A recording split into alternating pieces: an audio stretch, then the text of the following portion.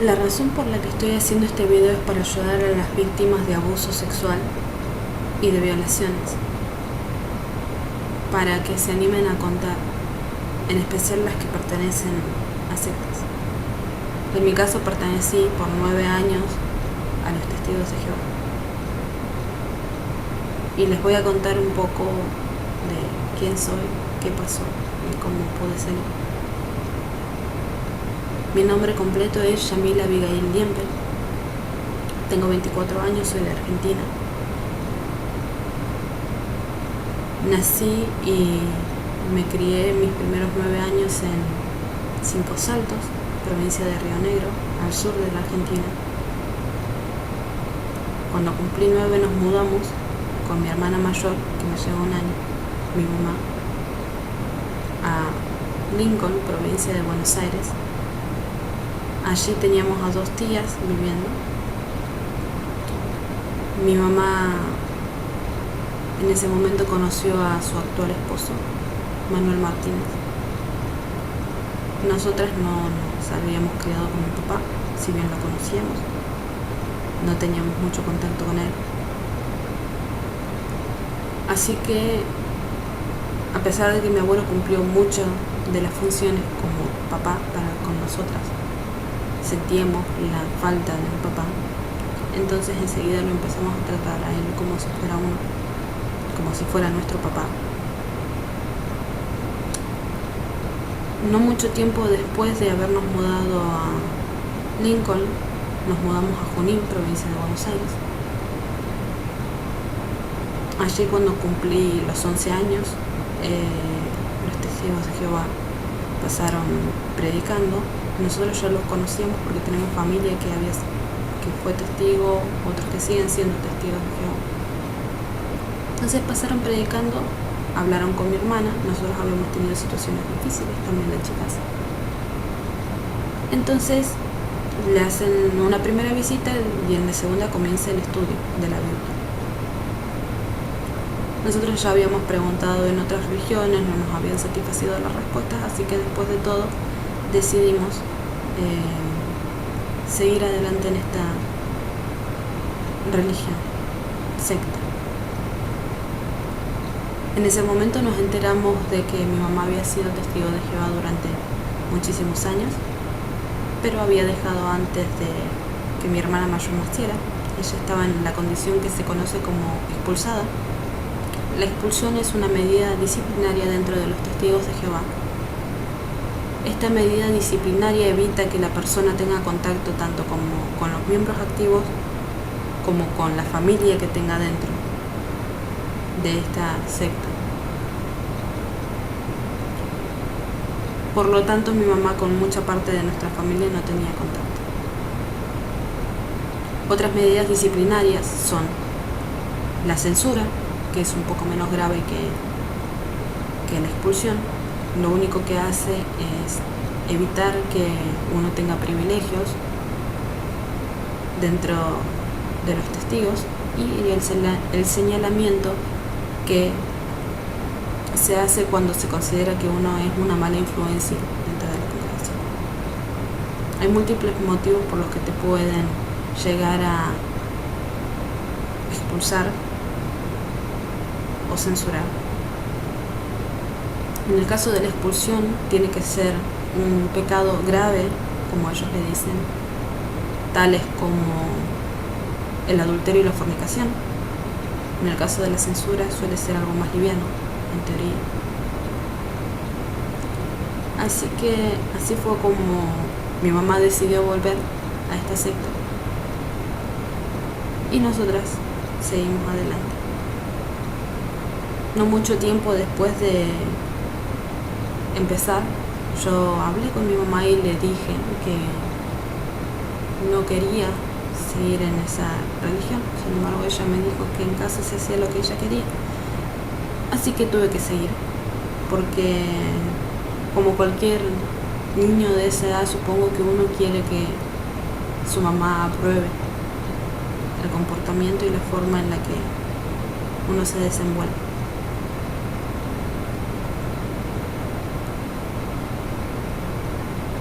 En ese momento nuestra vida cambió bastante porque cuando uno es un niño dentro de esta organización, se te insta a que dejes de hablar con personas que no sean de la organización, porque pueden ser malas influencias. Las personas que no están dentro son llamados mundanos, y de hecho a los expulsados ni siquiera se les puede decir hola. Así que para nosotros fue un poco difícil porque éramos muy chicas y siempre nos había gustado tener amigos y amigas y jugar con ellos, y en ese momento se terminó nuestra infancia. Cuando cumplí 12 años, mi mamá tuvo que viajar al sur porque mi abuelo había enfermado. De hecho, llamaron a todas mis tías porque pensaban que iba a fallecer en ese momento. Y nos dejó solas, a mi hermana mayor y a mí, con nuestro padrastro, con nuestro papá, como le decíamos en esa época.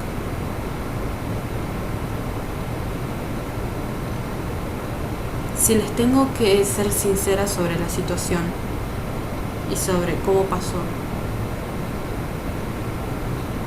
aún hoy me cuesta acordarme de muchas cosas.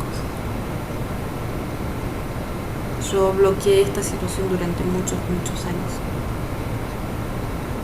Lo que recuerdo de ese día en particular, cuando salió a la luz lo que pasaba con mi padrastro, lo que recuerdo en ese momento fue a mi hermana llorando y a él diciéndole que no le dijera nada a mi mamá, que esto iba a ser un secreto entre nosotros, así que ninguna tenía que hablar con mi mamá. El tipo la había manoseado. Nuestro papá. En mi caso, lo que recuerdo de mí es que cuando mi mamá se fue, un par de días después, este tipo me sentó en su regazo, en sus piernas, mientras él tenía una erección. Y me dijo si esa noche quería dormir con él en la cama de ellos, en la cama de mi mamá y de él.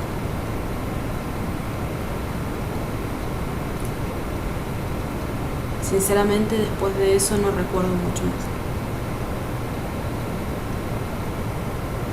De la situación en particular recuerdo más sentimientos que otra cosa. Fue muy difícil para nosotros. No teníamos familia. Mi mamá estaba lejos y estábamos nosotras dos. A los días que volvió mi mamá, mi hermana decide contarlo. Yo, por miedo o por vergüenza, en su momento no le conté. Mi mamá habló con los ancianos, con este tipo. Hicieron un comité judicial, que es el lugar donde se decide qué tan grave es la situación y qué se va a hacer con la persona que pecó.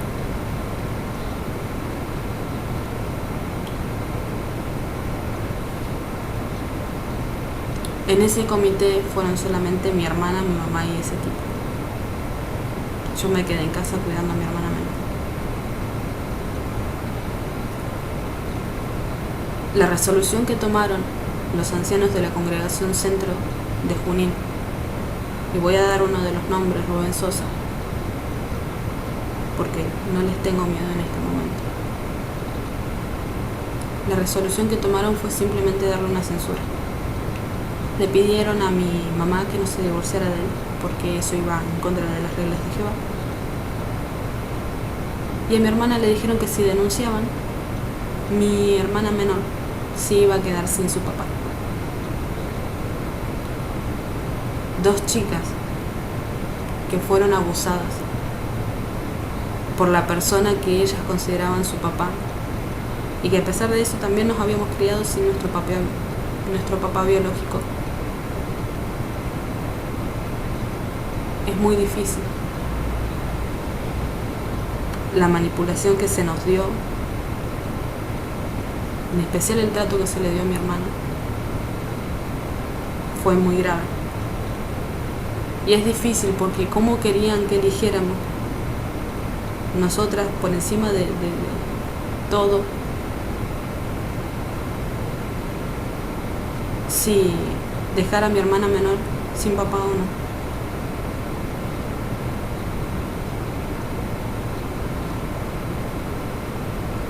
No tuvimos ayuda psicológica. Y yo en ese momento fue que me bloqueé y no dije nada. De ahí en adelante hice todo con tal de que la situación estuviera bien en casa de mi mamá. Lo que me acarreó muchísimo estrés. No solo a mí, sino a mi hermana mayor también, porque imagínense que vivir con el abusador de uno no es nada agradable. Sin embargo, mi madre prefirió esta religión y a este tipo encima de la seguridad y bienestar de sus 3 hijas. Y nosotras, mientras tanto, no teníamos con quién irnos porque estábamos solas y ella no tenía trato con mis tíos.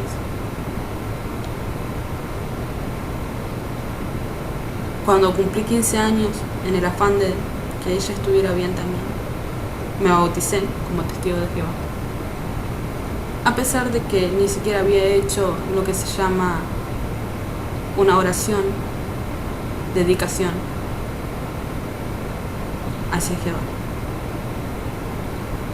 Yo no me dediqué, simplemente lo hice para que mi mamá estuviera bien y ver si eso solucionaba alguno de nuestros problemas.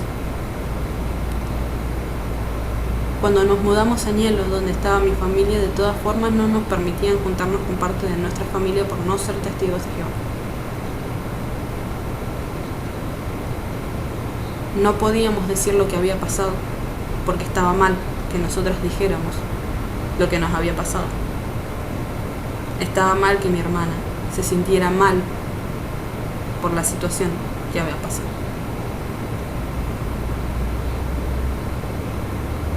El estrés psicológico que me acarreó a mí llevó a que tuviera muchos ataques de migraña y se me empezara a caer el pelo. El médico le dijo a mi madre, cuando tuve un ataque de migraña y me tuvieron que internar, que lo recomendable en mi caso era enviarme a un psicólogo para que viera por qué estaba tan estresada. Obviamente mi mamá no hizo caso. No nos había mandado durante el abuso a un psicólogo, así que no lo iba a hacer en ese momento.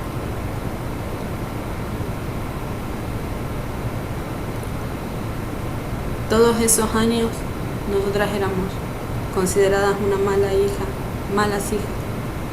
Trabajábamos, estudiábamos, ayudábamos en casa y cumplíamos con las responsabilidades de la organización. Ni mi hermana ni yo tuvimos adolescencia. Todo fue trabajo para Dios. Cuando cumplí los 20 años, me decidí por sincerarme y decidí que era la edad adecuada para irme de la casa de mi mamá. Una de mis tías me ayudó a irme. Hablé con mi mamá, le expliqué, obviamente, dejar esta secta equivale a terminar con toda tu vida familiar, más si tu familia está ahí. Si no está, por suerte, no es tanto, pero si están ahí, terminas con tu vida familiar.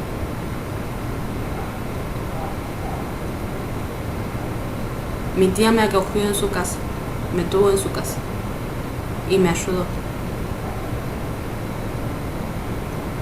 Los daños psicológicos siguieron. No podía hablar con mi hermana, no podía hablar con mi mamá, no podía hablar con mi hermana menor. Tenía ataques de pánico, estrés, me enfermaba de nada. Y en ese momento recordé lo que a mí me había pasado. Y me di cuenta qué tan grave era lo que nos había pasado. Sabía que era grave. Pero cuando todas las personas dicen que, o te dan a entender que te lo mereces, y que no sos lo suficientemente bueno, uno lo termina por aceptar.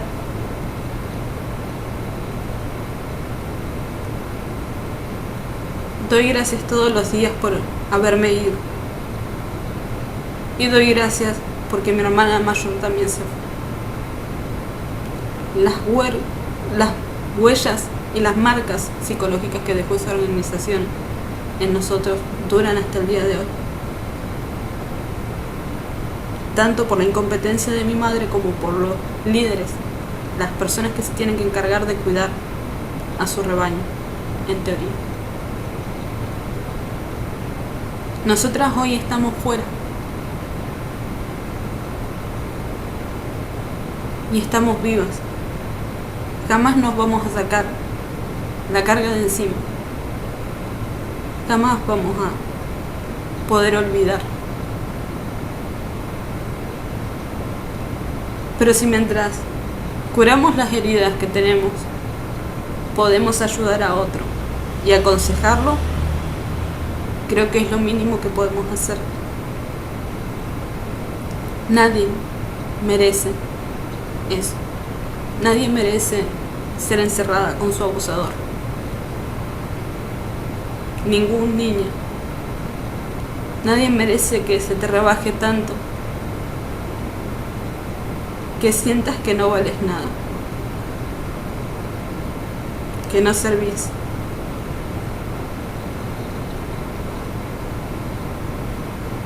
Los mundanos que me habían dicho que eran gente mala y que me iban a llevar por el mal camino ayudaron a que yo me recuperara. Mis amigos, mi novio, todos ellos estuvieron ahí. Y a mi madre se la tragó de esta organización. Sigue cegada.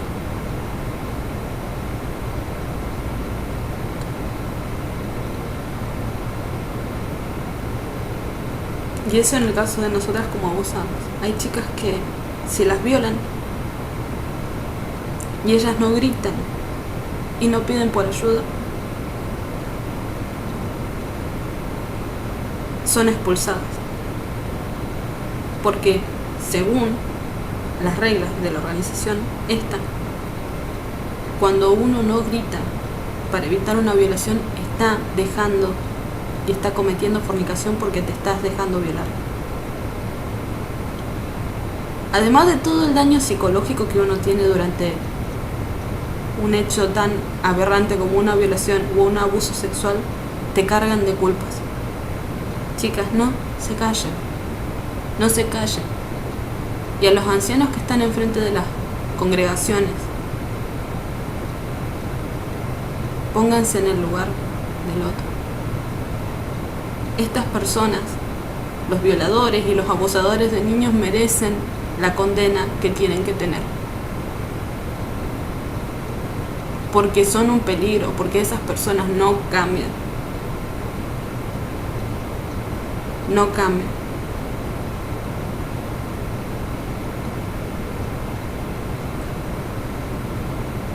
Y espero que sirva de ejemplo. Nosotras pudimos salir, cualquiera puede salir. Y con esfuerzo y con ganas se puede. Nadie tiene derecho a decirle a uno que no vale nada. Y yo no creo que alguien que está, en teoría, inspirado por Dios, tenga derecho a tratarte así. Y no creo que, si existe algún Dios, vaya a ver con buenos ojos esta situación. Así que les doy muchas gracias por ver el video, por escucharme, y espero que lo compartan, que la gente no se quede callada, que hagan algo, que denuncien, para que se pueda solucionar, porque visibilizando los casos va a ser la única forma de que esto pare. A nosotros no nos van a devolver nuestra infancia, pero espero que no se la arruinen a nadie más. Ese es mi deseo, que nadie más tenga que pasar por esta situación. Muchas gracias.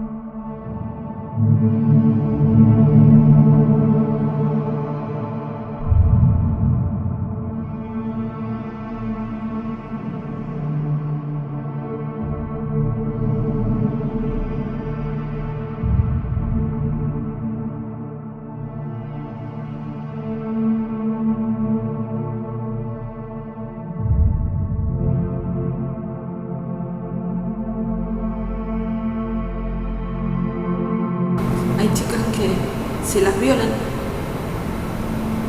y ellas no gritan y no piden por ayuda. Son expulsadas porque, según las reglas de la organización, cuando uno no grita para evitar una violación, está cometiendo fornicación porque te estás dejando violar.